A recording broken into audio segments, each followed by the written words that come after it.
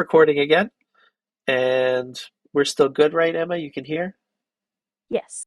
Okay. I wanted to make sure recording wasn't the reason. So, okay, boosters best practices. And like I was starting to say before the sound went a little strange, the intent is maybe you don't have boosters, maybe you do.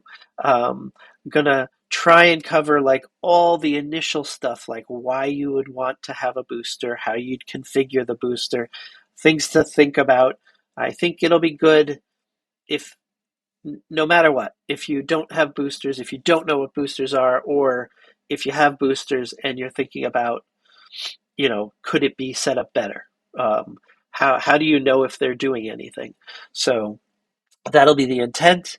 And I'm using screen sharing. So for anyone that's not been in one of these, you'll see there's a little square where you see the slide that I'm showing.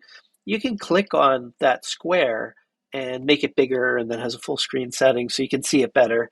Because sometimes with my screen, the text can be a little small because it's, unless you make it full screen. So, okay. So I don't let's, know if I'm alone in this, but I don't see your screen. because I didn't hit screen sharing. Because I did not start that up again after. That will Good. do it. Now you see a screen. Now you see it. Perfect. Okay. And I know we still have audio. And like I said, if anybody wants to speak, ask a question, if it's easier verbally to do it, just click the little raise hand. And I think now we are good. So let's get rid of this slide and let's start talking about boosters, right? So I want to show you I have a couple of just sort of KB articles and things I want to talk through. I'll show you how to configure superprefs and how to install a booster, but kind of start to finish will be the goal. And I'm going to try and keep it in the hour so that we're good. Um, Miller says no sound. Everybody can still hear me, correct? I would hate if the sound was being Yes. weird. Okay.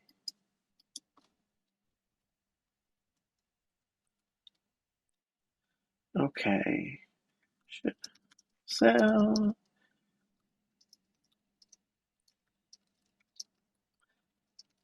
Can work is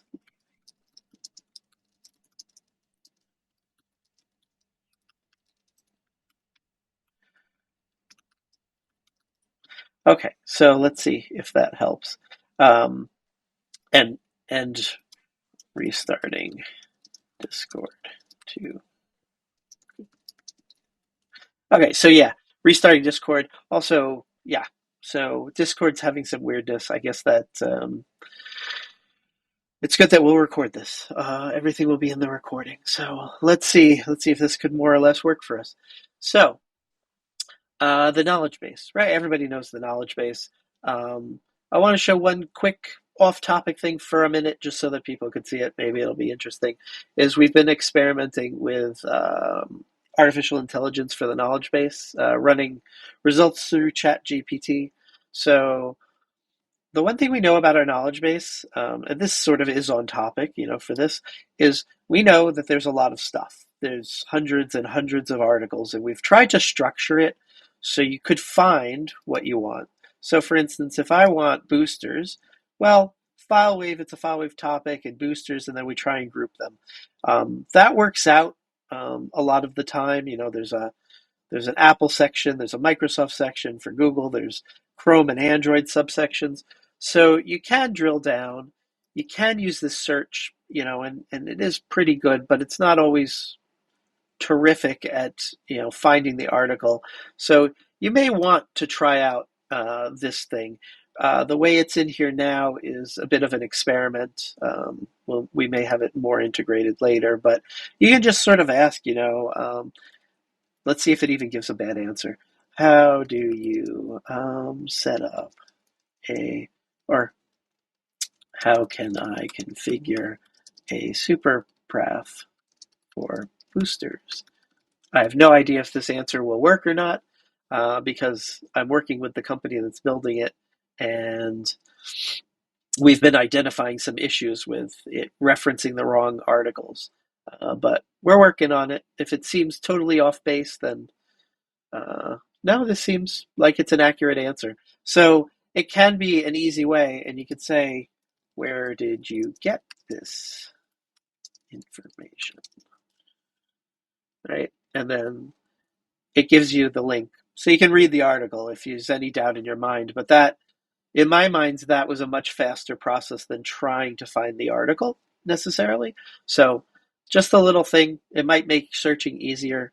Um, and this should get better and better and be less of an awkward search box on a separate page in the future. They're working on a plugin to Confluence.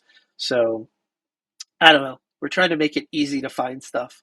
And if you don't like the answer, you can give a thumbs down, and we see all the negative reviewed stuff, and then we can see why, and I can report it to them, see why it came up with that answer. So, so that's one thing. So everything's in the knowledge base, right? And then, kind of even one step before we talk about boosters is Apple content caching, right? Because boosters are great for Mac OS and Windows. They'll do all sorts of things like caching file sets and reducing all the ways that a client has to communicate for Mac and Windows. But for iPads and anything that is VPP or done through the MDM protocol on Mac OS or iPad or Apple TV, so really the Apple kind of world, um, those file sets don't really come from FileWave.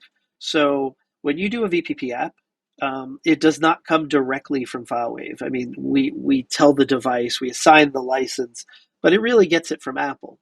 iPads across the board, things are coming from Apple, except for maybe, I guess, profiles are kind of the content originates from our server, or from your server, but in general, anything you're sending to an iPad, as far as applications and OS updates, it's all coming from Apple.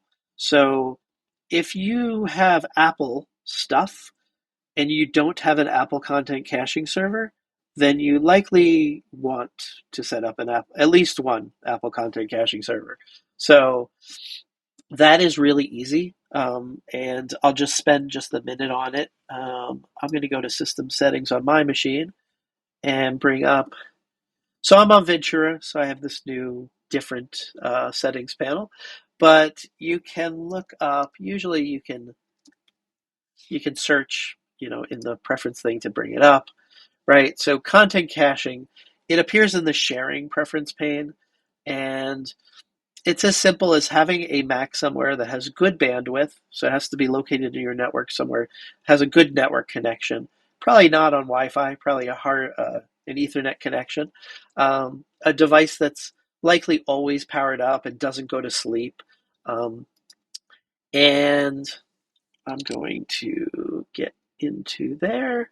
Okay, and then when I go to settings, right? So I could turn it on with a little slidey switch, but to look at settings, generally when you're getting started with a content caching server, you're going to want to cache probably all content.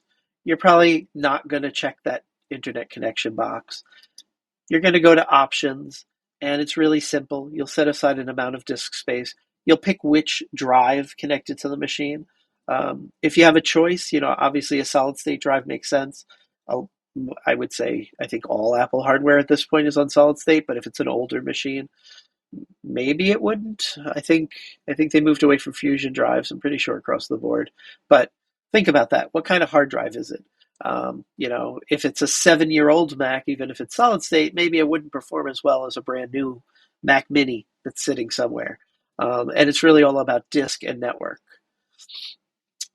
There's another option screen that you won't notice unless you know it's there. If you hold down the Option key on your keyboard, you'll see Advanced Options is a thing. And Advanced Options lets you do a little bit more with this. So the way a content caching server works is when one is turned on your network, Apple knows the public IP address it's coming from, and it basically says, "Hey, oh, okay, so sorry, Miller. Everyone can still hear me, right? Aside from, Yes. Like okay, I can. about that. Yes.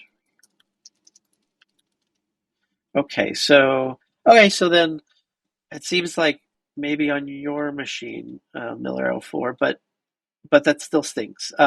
It will be posted later. You'll hear this in the recording if you don't get it addressed. But I'm going to guess it's not on my end at the moment.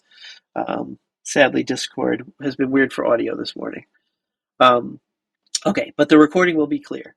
So this advanced option screen lets you do some fancier things because normally a caching server gets spun up.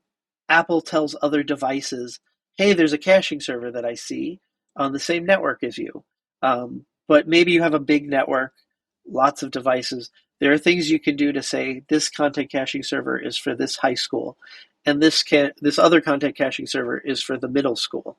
Or if I'm a corporation, this is for the Los Angeles office and this is for the New York office. Um, so you can break it up. There is a lot of stuff in the advanced where you can decide how things will work.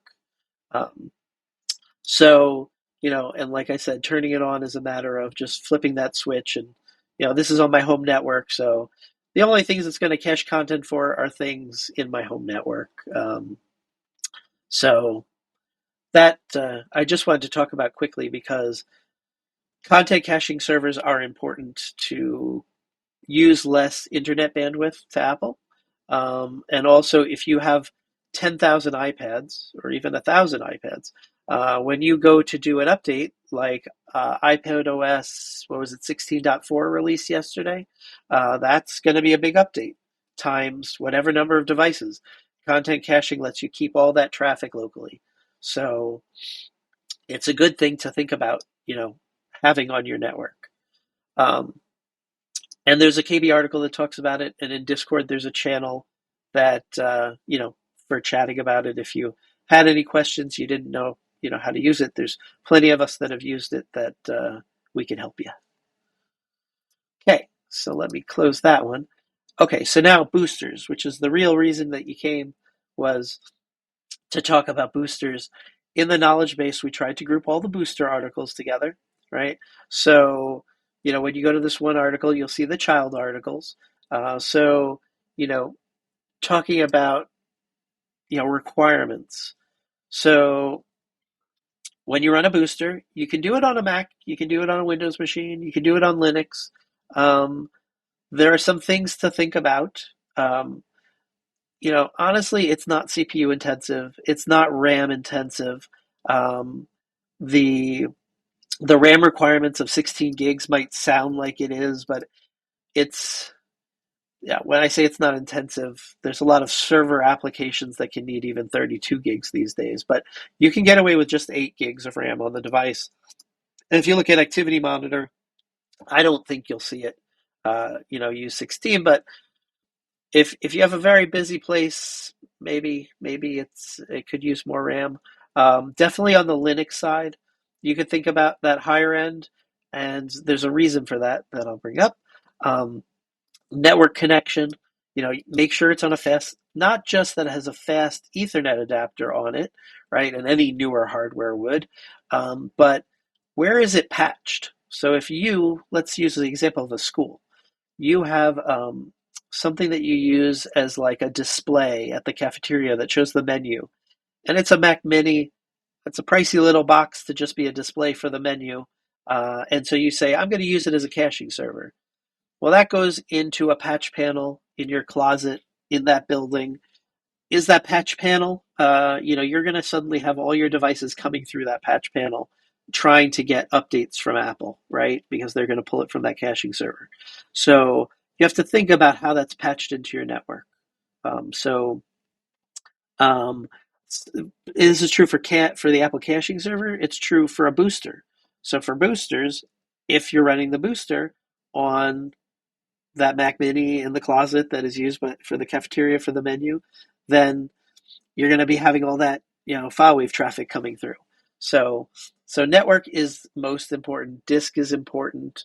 Um, and the reason I said that for Linux these things can matter more, there is, I believe, I have it on another thing that I talk about. I'll talk about it now.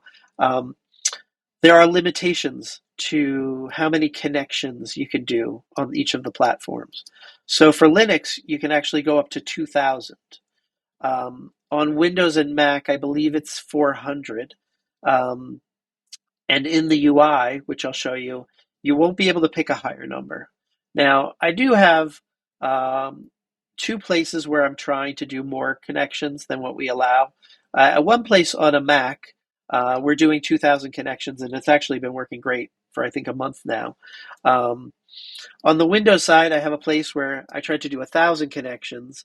I had less hope on the Windows side because just because of things I know about the agent and on the Windows side. Um, and I have a call later today because it's not going as well. So I'm trying to work out with development why we picked the numbers we picked and if the numbers can be higher. Because if you think about it, if you set up a Windows booster and it can only take 400 connections, well, if you only have 400 devices, then great. But if you have 10,000 devices, you'd have to set up a lot of Windows boosters. Whereas Linux you can go up to 2,000. You can handle a lot more with less. So think about that when you think about your boosters. Also think about that by default, the booster config, and I will show this.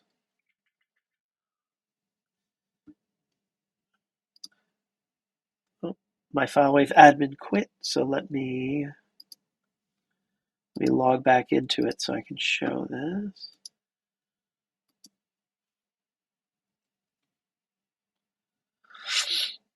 Okay, good. So that's running. I have Booster Monitor running. So Booster Monitor, where you can configure preferences,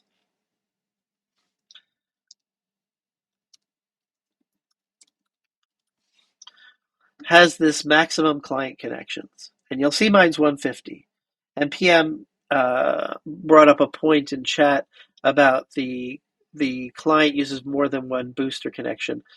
From everything, so the booster is used for both boosting file sets, and then I have a list I'll bring up of some other functions it does, including it'll handle NATS notifications. Those are the push notifications to tell a client, like, hey, you should do something right now, like when you do a verify.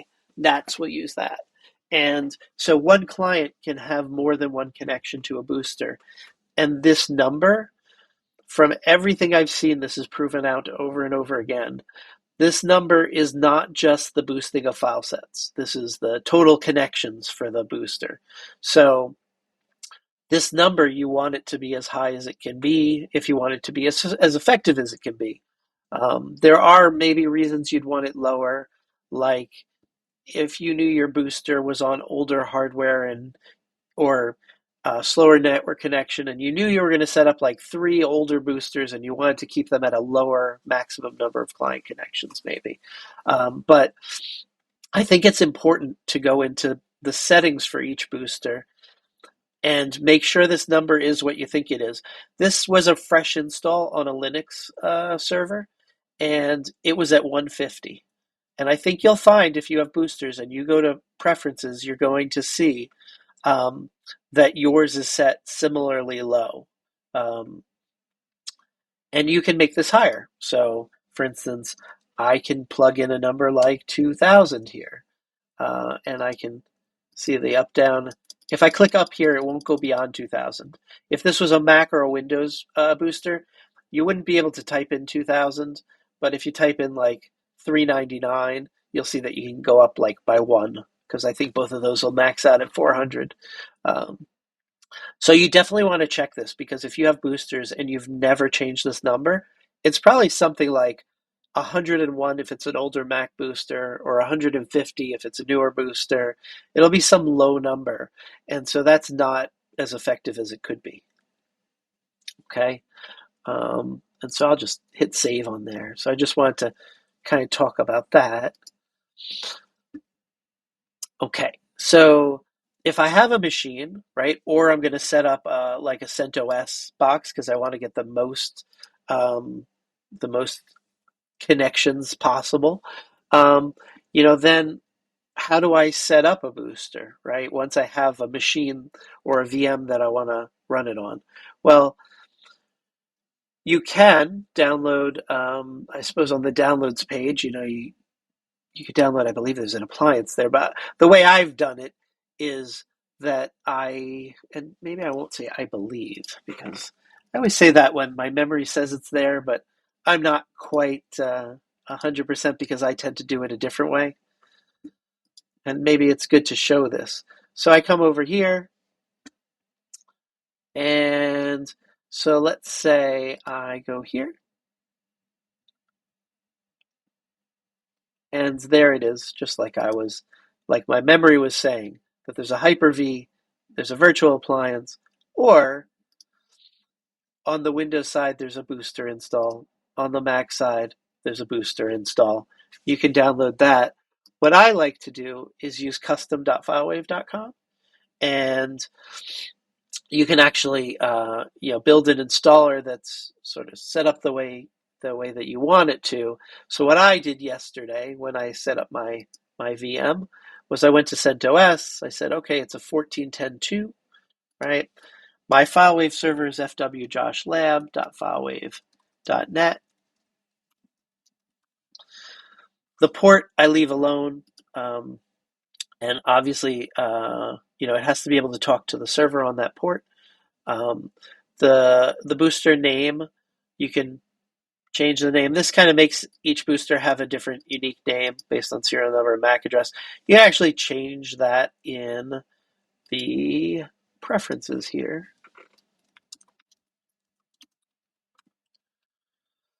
So you can see this booster name, that's that collection of strings. If I want to, I could just call this booster test A, right? I could just give it that name if I want to. And that name would be reflected over here in boosters. It would be reflected in the device name. So you can see it has that kind of long, crazy name that, that makes it easy. If you're going to set up like 10 boosters, then this is easy to make it programmatically create. Booster location could be something like AWS or Lincoln High School. Oh, that's misspelled, of course. Hey, I doxed myself, but that's okay. So I could put in, where it is, and then for the booster download port and publish port. Okay, download port is important. It will be what that booster is listening for connections. I would really recommend don't go away from the default ports. If there's any way on earth that you can avoid changing what ports are used by FileWave, try to avoid it. We have a lot of ports, and when you pick alternate ports, it sets you up for future confusion. Like you open up a support ticket and they're going to assume that you're on default ports. And so either that or in every support case, just include info like, hey, we customize our ports, so it's not listening on this. But this port is used. You'll actually see something where there's actually sort of really two ports used, because the clients will connect, and they do this to the FileWave server and the booster. They will connect on one port and then move up two ports, I believe. The original port is a non-SSL port, and then the secondary port is SSL. So it kind of starts off with a non-encrypted session and then flips up to an encrypted session. And that's by design, that we kind of leverage those two ports. And then the publish port, although this is present now, in the KB yesterday I updated it to mention that this publish port isn't used anymore. It's for 0MQ. If you're on 14.10 or 14.9, it doesn't use it for anything. In our TCP port list, it's listed as a port that's not used anymore. This will likely disappear in the next version. We'll do some updating of this to to remove the irrelevant things. But it's partially in here in case somebody was running an older version. There was some reason you needed to run an older version that did still do 0MQ. Server address 1. So this came up on Discord the other day when somebody was building a custom booster, I believe. So I'm going to leave this blank so you can see what happens because I believe we catch it. Yes, we do. See, no server name set for server 1, please fix. So you might wonder, well, what do I put for server 1? In the simplest setup, let's stop flashing my address.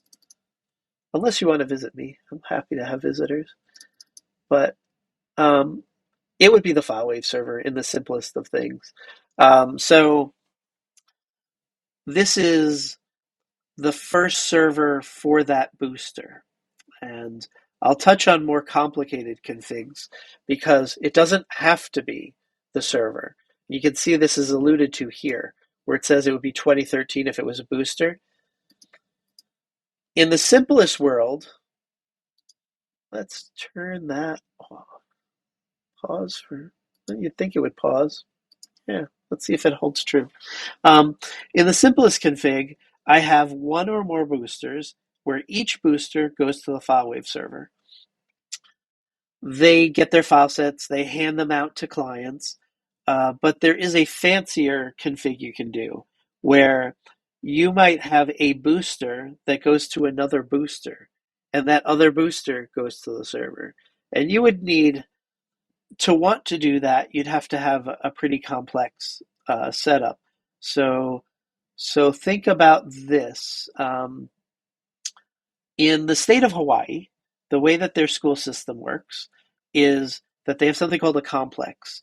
A complex, if I remember right, is it'll be vaguely like this. So 2 elementary schools, 2 middle schools, and 4 high schools. It's something like that, where they're grouped together. And they're geographically in the same place. They share network. So even when there's an island-wide outage potentially, that location, that complex, they can generally talk to each other. So, the way that they might build something is that they might have, and they're not a FileWave customer, but I know them from my past. So they might put a, a FileWave server for that complex. They might have, maybe there'd be a booster at each elementary school, and those boosters would actually talk to sort of a master booster that would talk to the server, something like that. But it's meant really if you want to control how bandwidth is going. But for most people that would ever watch the recording of this, you're probably just doing your FileWave server, and you'll have a collection of boosters. The boosters protect the server from direct traffic, which is really the goal. They protect your network connection. So server address 1 will be the FileWave server, and it's 20,015 because it's the FileWave server. If it happened that it was another booster, then it would be 20,013, right? And the publish port is not used on latest versions of FileWave. It's just here from legacy for now. Okay. It used to be you could choose whether SSL was in place. You have to do SSL now. I think everybody would agree that that's a good practice to encrypt everything. And then the booster password. I caught that in here we have this password with a 1 and a 3 in the knowledge base. And I suppose if you just install the booster, like not customized, the password could just be FileWave as all letters. And so I put both in the knowledge base article so people wouldn't get tripped up. But you could change this, my password. I would say change this because you don't want to have default passwords for things. This password allows somebody to configure the booster. So it's always preferable to have a unique password. You don't have to have a different one for each booster. I mean, in a perfect world of passwords, that's probably a good idea. But at least having like a booster password that you know across your boosters is not the default. Okay. You can set the debug level. So if you've been experiencing problems, you're working with support, you may want to set debug level to be higher, like 99. 101 is extremely noisy in the log. You probably don't want to do 101 unless support specifically says to, because there'll just be so much in the log. But 99 for debug, you know, can be good for proving out issues. I don't set debug by default. Like if I was helping you as a customer to set up boosters, I don't set up debug by default. Um, I leave it on 10 because extra logging means extra disk activity, which means less disk activity or or bandwidth on the hard drive for its function as a booster. And you can change it to be a debug later if you're troubleshooting a problem. But in normal operation, I would just do 10. Um, Deleting unused file sets, I would definitely check that. So in the KB, it would mention how if you don't have that selected, and that's also on the booster preferences. In fact, pretty much all of these are located on the. No, I want it to be here. I have too many windows.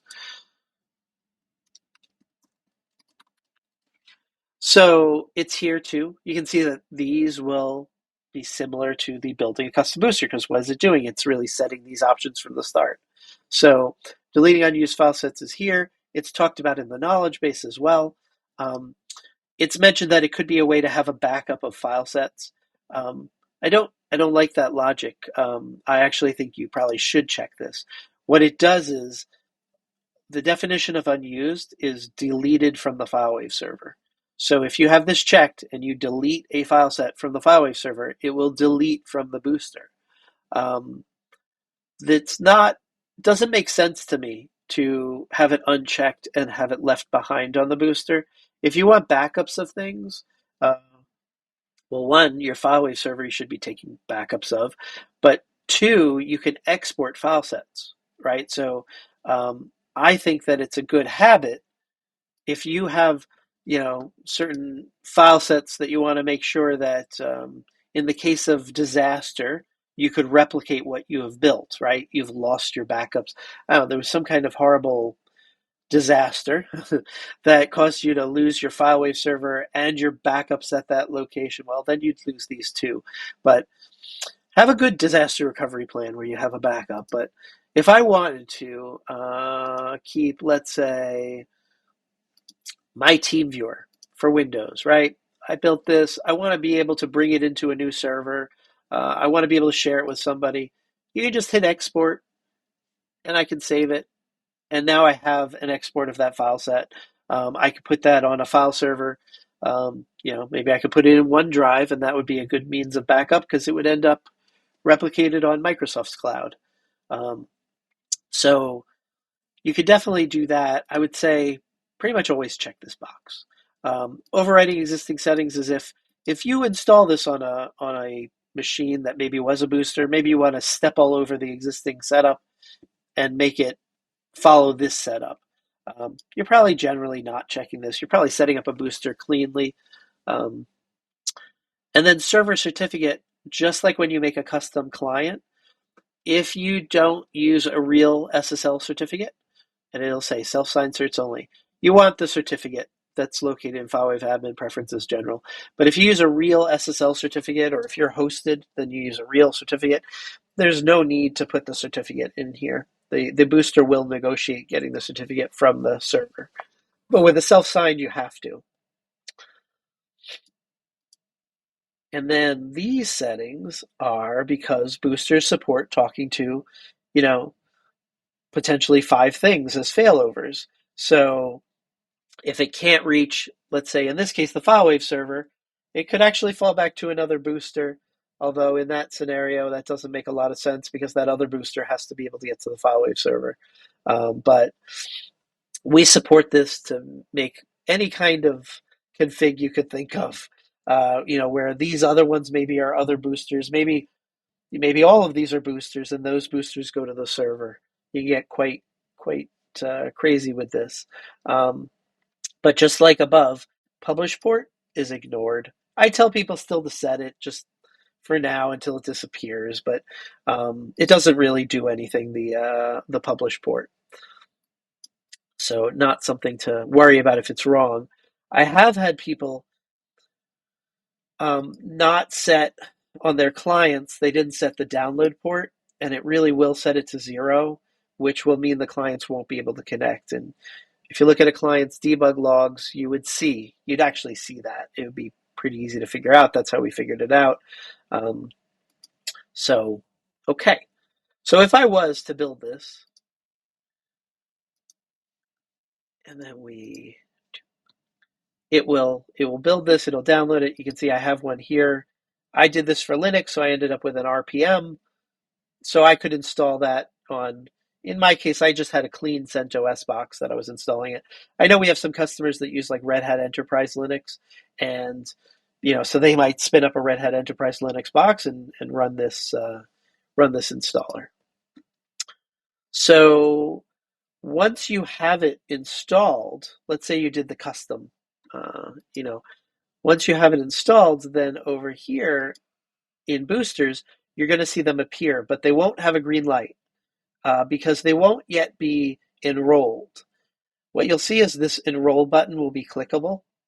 I wish I left it with one of them not fully enrolled so you could see, but you'll definitely see this where it's not a green light and the enroll button's clickable. And that just basically says, welcome booster, you're an official booster. I'm going to send you stuff if needed. And makes them really usable.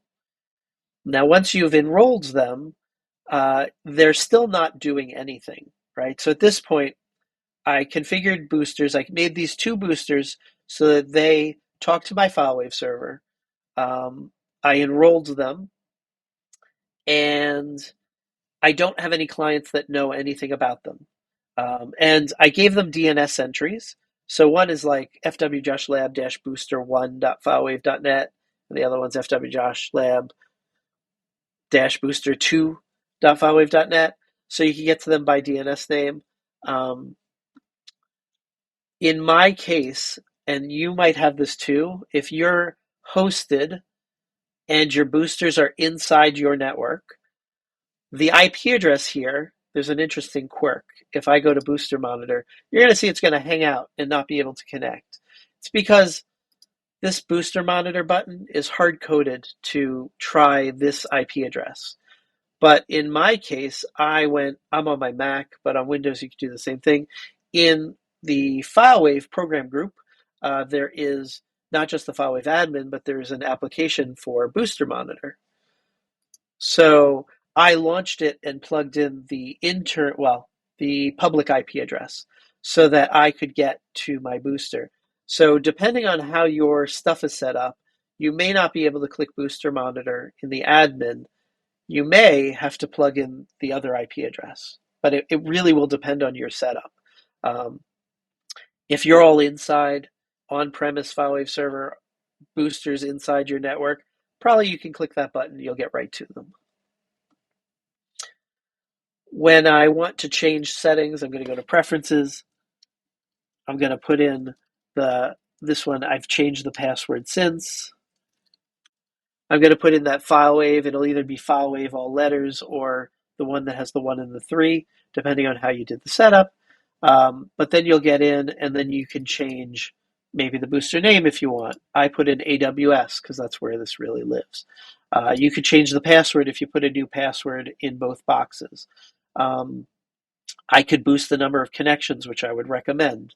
I can just double check. Throttling the connection download speed limit would again it's kind of like the maximum client connections. It's if you wanted to throttle it, because you had some concern that it might consume all your bandwidth at a site, where that site connects to your main network. But networks being what they are today, you probably aren't throttling bandwidth. Okay. And feel free to post questions in the chat if you feel like anything is confusing or I'm missing something. But so far we've got our booster set up, and we actually have 2 of them. And now I want to make my clients go to these boosters. I want to make them use them. And in my setup, my FileWave server is hosted. Both of my boosters are actually living in AWS, so technically the whole thing's out on the internet. There's a couple of reasons why you would want to put everything out on the internet, depending on your config.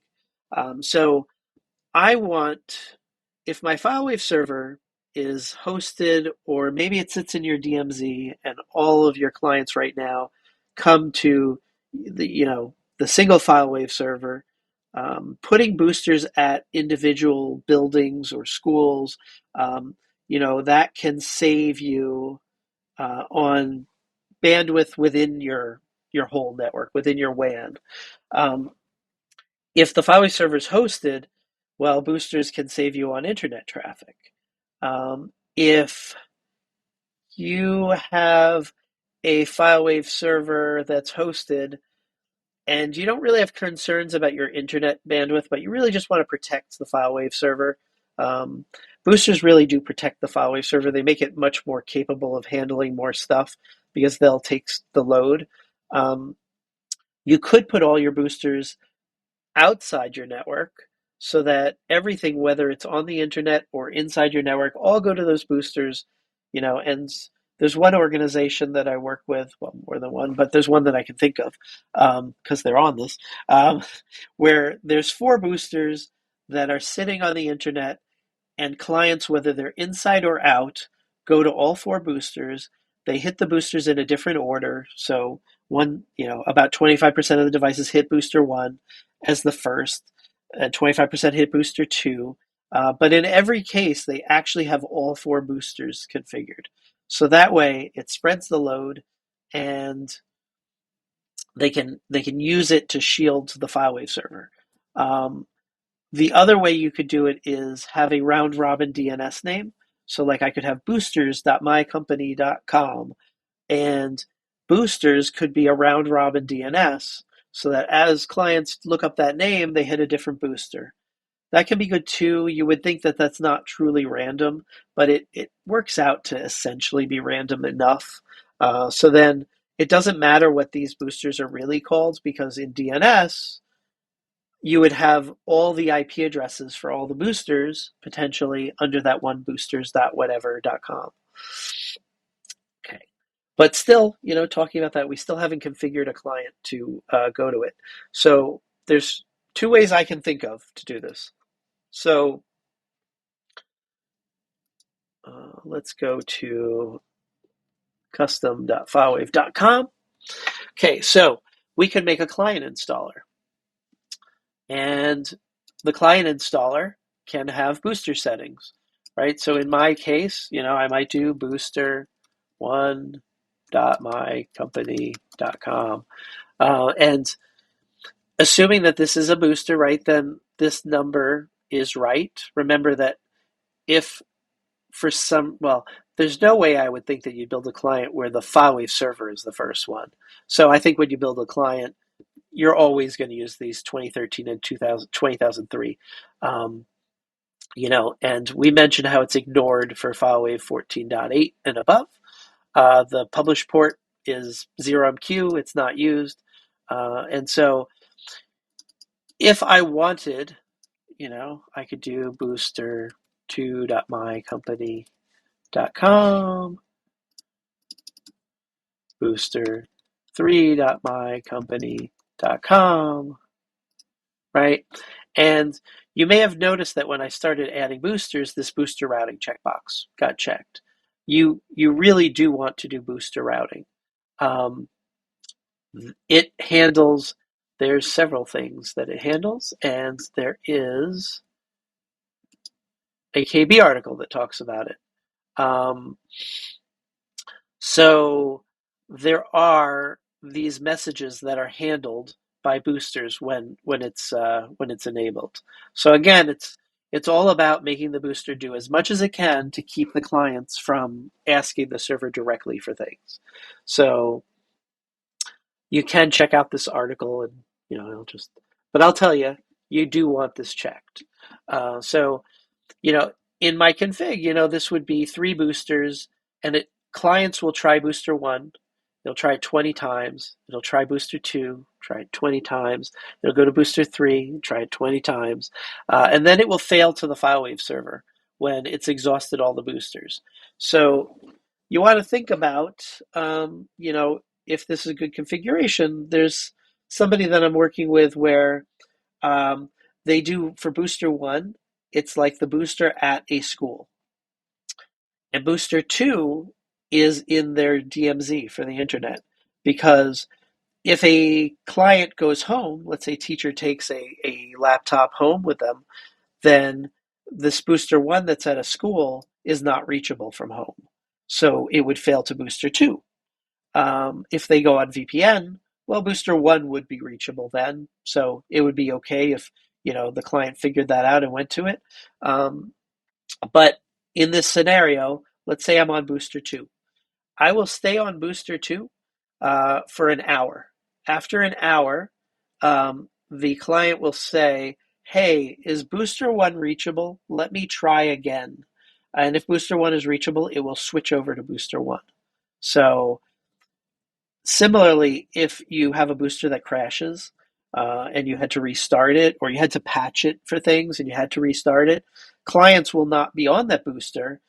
They'll fail over to your server or to booster two, depending on your config.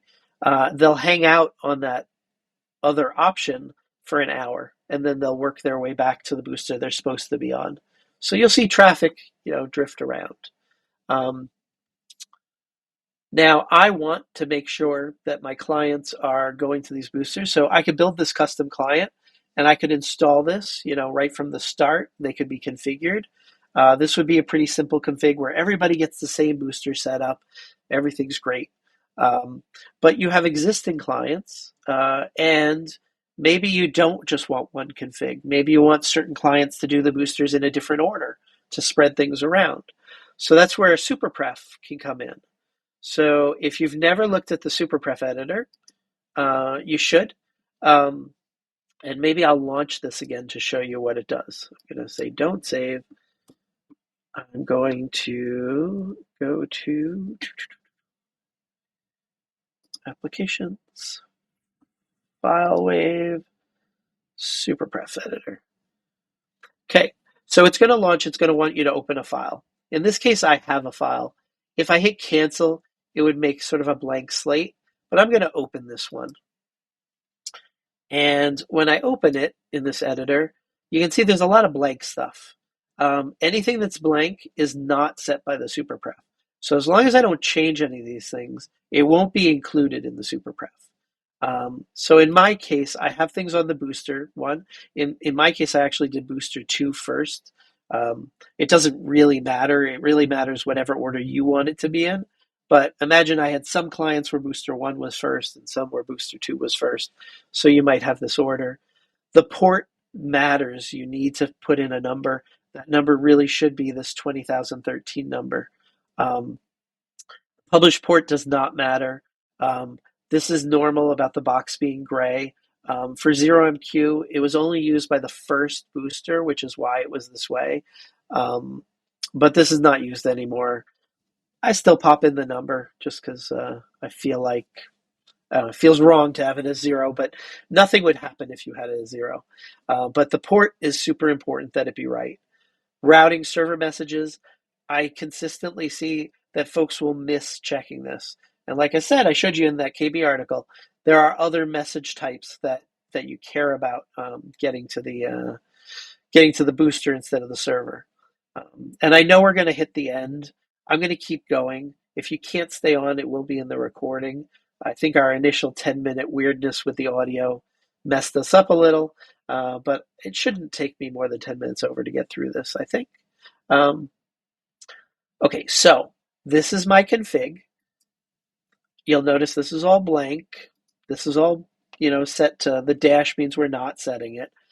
So you want to think about, I'm just doing this superpref just to set boosters. I'm not trying to mess with anything else, but you could certainly use a superpref to change other things. And you can apply more than one superpref to a device, because for instance, maybe you have a different superpref that's, changing personal data collection or the location tracking interval.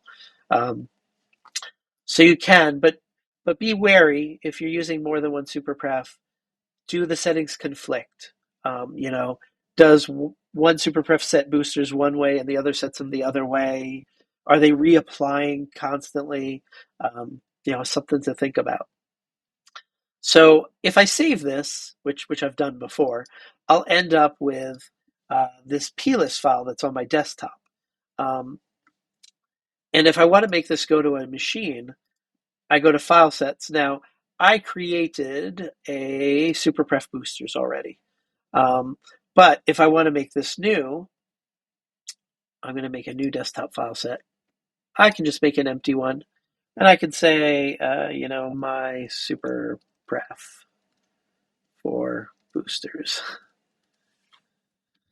Right? Now I've got this, SuperPref. It's empty, right? Nothing in there.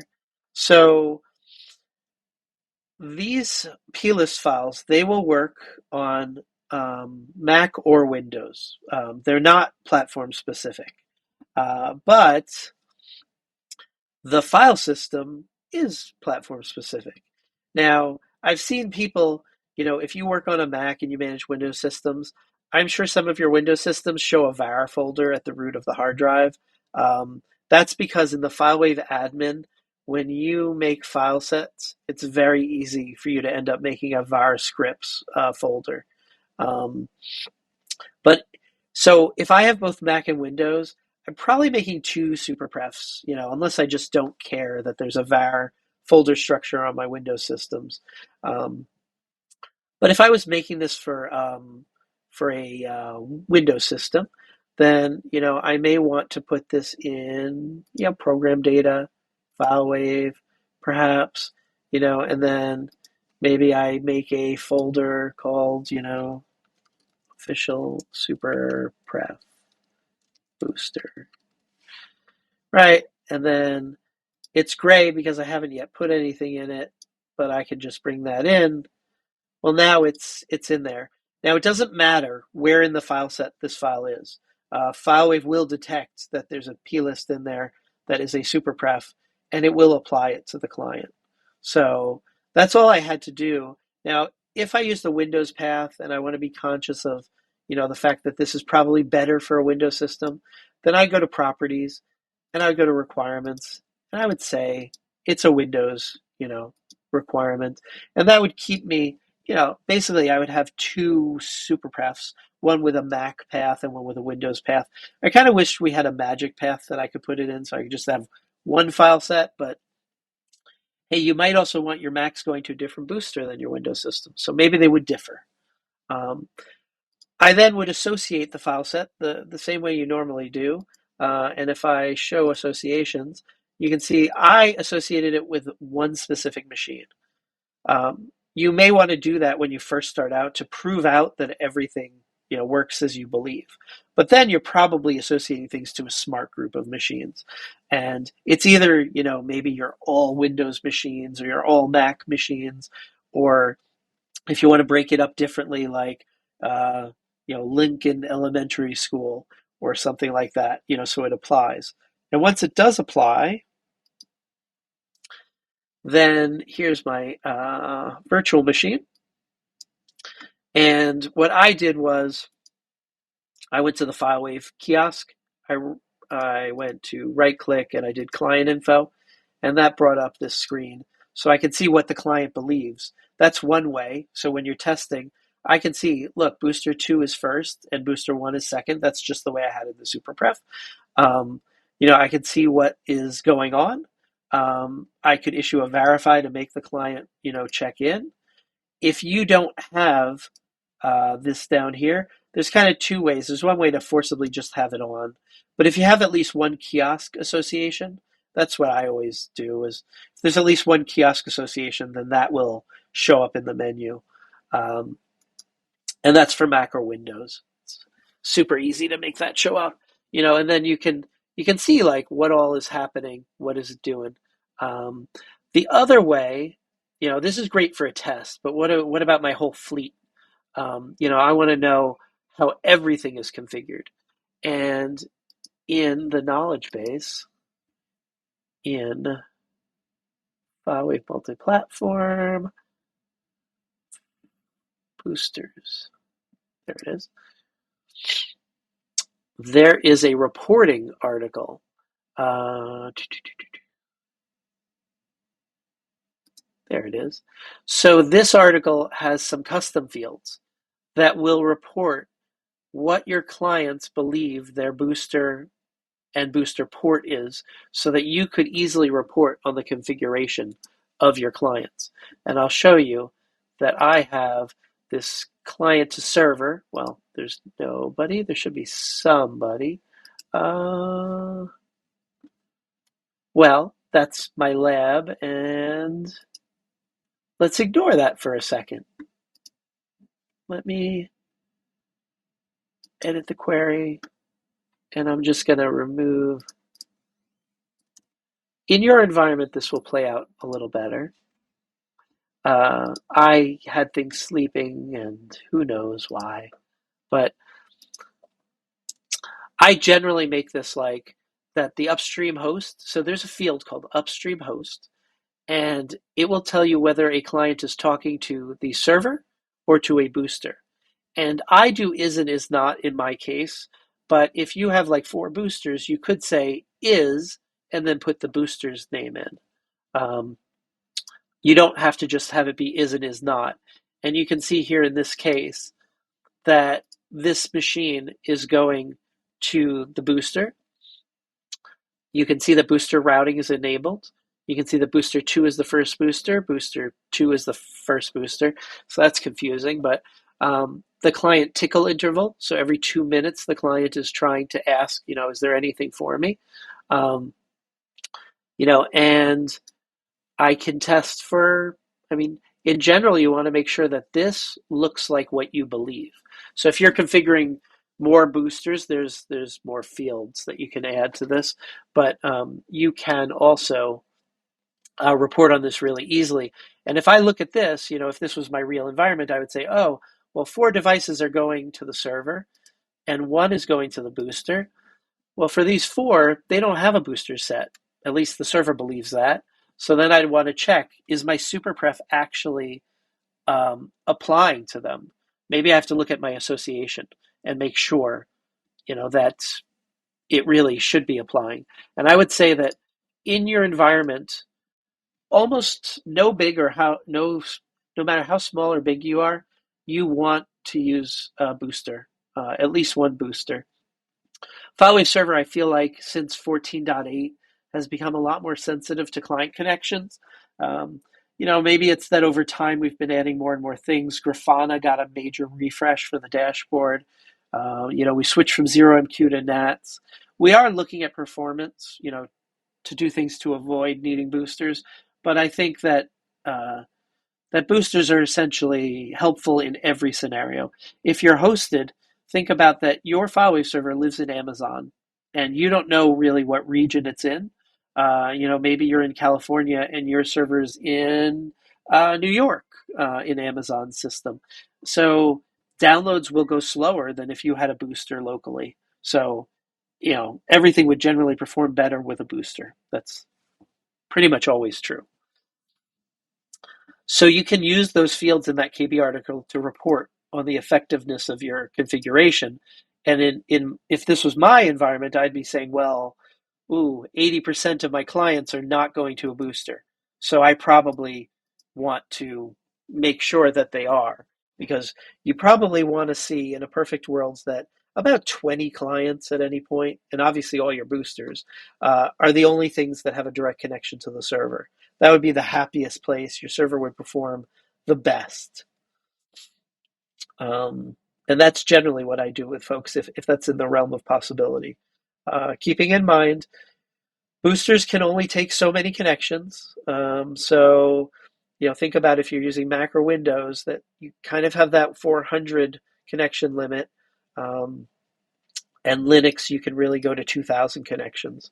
We have folks that are doing that. And when you look at this booster view, now that I have a client going to a booster, you'll see this request per second number should be above 0. Like that would be a good sign. Booster overload is supposed to mean um, I allow 200 connections, but there's 400 being attempted. Uh, then this would show that there's overload. It's rejecting folks, and it uses that rejection to populate overload. So that could be a sign for you that maybe you need another booster, or you need to double check how many connections a booster has. Um, there's also, whenever you have a FileWave upgrade, you're going to want to upgrade the boosters. And I don't have an old booster to show, but if you guys implement boosters or you have implemented boosters, you're going to see that there's a booster version, 14.10.2 in this case. When the next version of FileWave comes out, 14.10.3 or version 15 that's supposed to come out just in a couple of months, you're going to notice after your server upgrades that you can do this upgrade boosters or upgrade all boosters. I found that this works pretty well, where you can pick to, you can highlight the boosters you want to do, you can upgrade, or you can just hit upgrade all. And what it'll do is it will say schedule for upgrade will become true. Last upgrade status change will start to populate with the current date and time. And you're going to see that there's an available upgrade version of a newer version. And you're going to see the way that it works is it'll go one by one. So this one will upgrade, then this one will upgrade, and down the line. Where you can get stuck is if you have a booster in here that maybe you've taken offline. I was just working with somebody and they were upgrading the OS of a booster. So it was offline and we did upgrade all boosters. And it went down the line. It got to the one that was down and the process just stalled. Um, and if that happens, you can right click and you can unschedule upgrades. You basically highlight everybody and unschedule upgrades, and then just pick the ones that are online and do upgrade boosters, and it'll continue moving down the line. But unfortunately, that does choke it right now. We have to do something in development to make it maybe fail on that one and keep moving. Try it for a couple of minutes and then move along. But the way it is now, it kind of halts because it doesn't know it knows it can't upgrade it, but it doesn't have a failure, a thing that will fail and move on. Okay.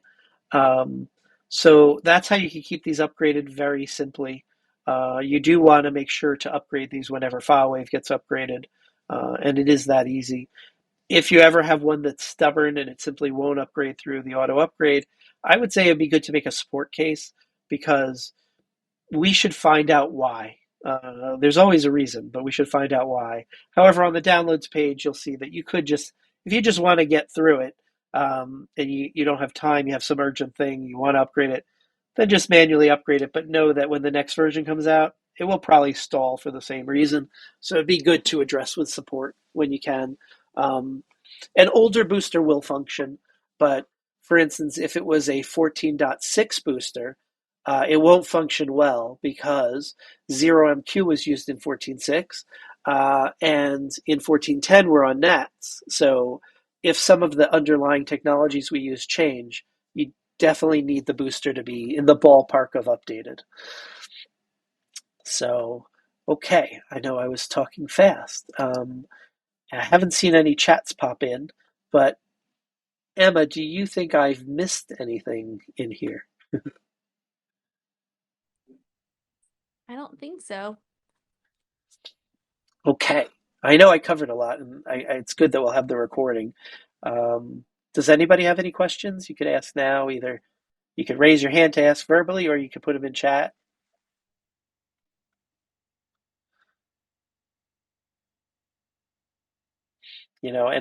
And also I'd ask if anybody could comment like, was this new to you? Did you hear anything that was different from what you believed? Um, or is this just a confirmation that you knew these things already? Oh, and which clients are connected to which booster? So that is a good question. So I could use this query that I made, which I did the using this article, um, this booster client preferences reporting article. So one of the things is the current upstream host. So you can see that this shows that this client, when it talked last, it was using this booster. So this field is actually a built-in field, the upstream host. So you can add it to queries. You can actually add it to the client's view as well. Um, but this would tell you what it's currently talking to. Well, what it was talking to when it last talked to FileWave. And as well, if you look at my lab machine, you can see on an actual machine when using the kiosk. You can also see this here. There's also a way from command line to do it. Um, on the Alliance forums, somebody had asked about it, and I found the text command to do. I don't have it on the top of my head, but there is also a way to dump out in text. But this is super easy to output here if you're on a machine. So good, good, good, Peter. That the query was something that we've added to the knowledge base recently. At, Basically, what happens is we'll be helping folks with something. We'll realize we make a query for ourselves. Then we'll realize, well, this really should be in the knowledge base because it is super helpful. And then ultimately, maybe it becomes built-in fields, because why should you have to add? These make perfect sense to be in the product. And things like upstream host, that is one that didn't used to be. Um, and I believe that we're going to expose some more MDM um, commands to be able to do queries about it to see the status of how Apple push notifications are going. We figured out that there was some helpful info that would be good to expose. So I think in the next version we'll have some additional fields about MDM stuff. Oh, and the Grafana booster dashboard. Ooh, that would be good to talk about, PM. The the Grafana booster dashboard. I did not think about that for this, but let's show what you asked about. So, and certainly if anybody has to drop off, it's okay. But let's just show everybody what exists. And I don't know, Emma might be able to fill in a blank for me because I just haven't thought about it. I've tinkered with the dashboard for boosters in the past, so we may actually have a custom thing that I did. So when you go into the web admin or FileWave Anywhere, and you go to dashboard, right, there are some built-in. And here's this boosters, and you can see that you can pick. So I have two boosters. I have one that does have, no, neither one has data yet.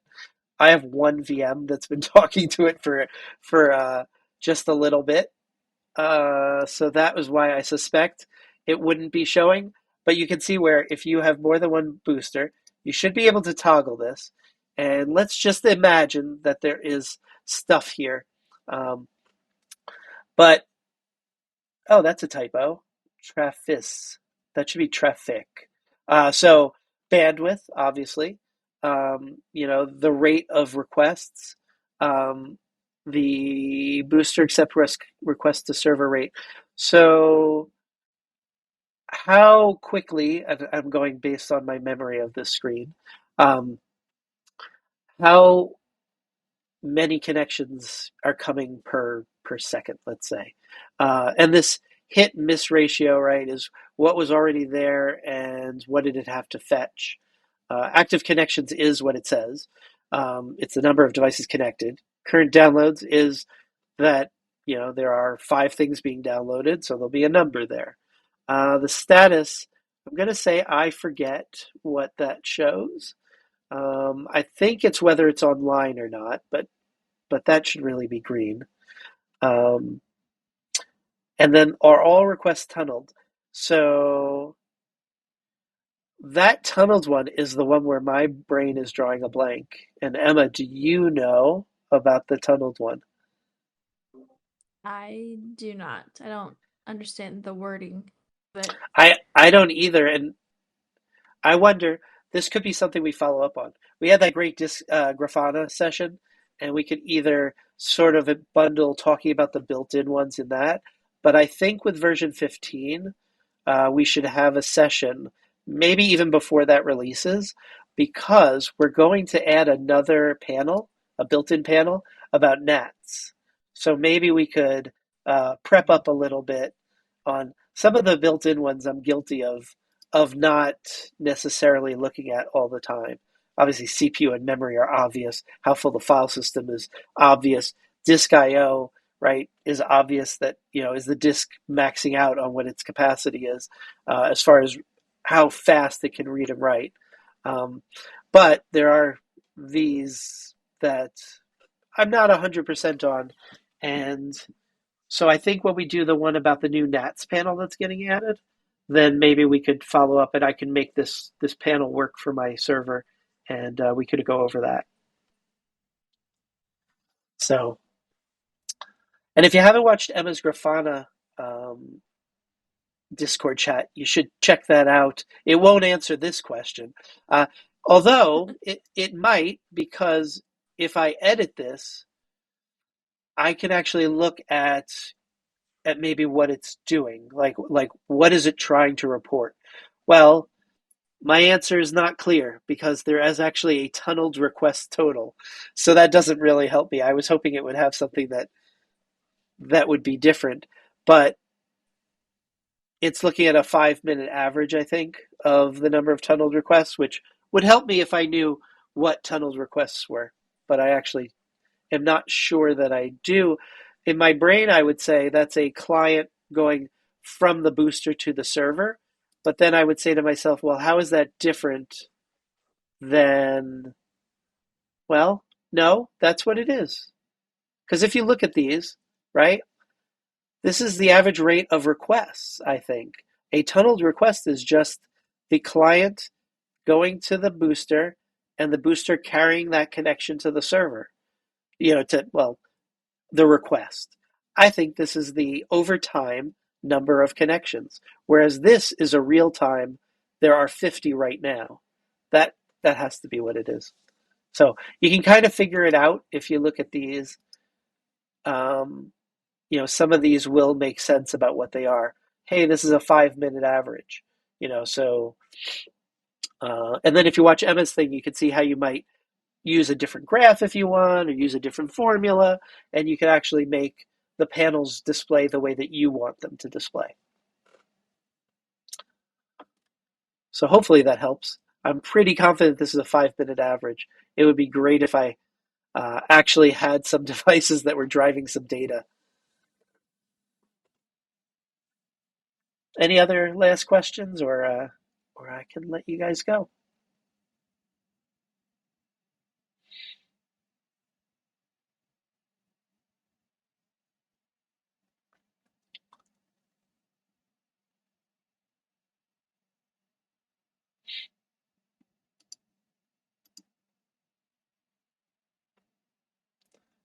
Okay, good, good. So take what you learned, and if you have follow-up questions, if you're working with PS, like you have FileWave Assist, ask, on your monthly sessions, or if you don't have PS, ask in Discord anyway. Like either way, we give this avenue. Discord is a great place to ask questions. There's a booster channel. Ask follow-ups, and I will I will try and confirm that my belief about this tunneled request is just the number of carried connections. That would be everything where a client talks to the booster and gets its stuff from the server. So maybe I'll see that, and if I make this show data by making some more stuff actually happen, then I will maybe share a screenshot here in Discord. Okay, guys? Okay, great. So then I will stop recording now.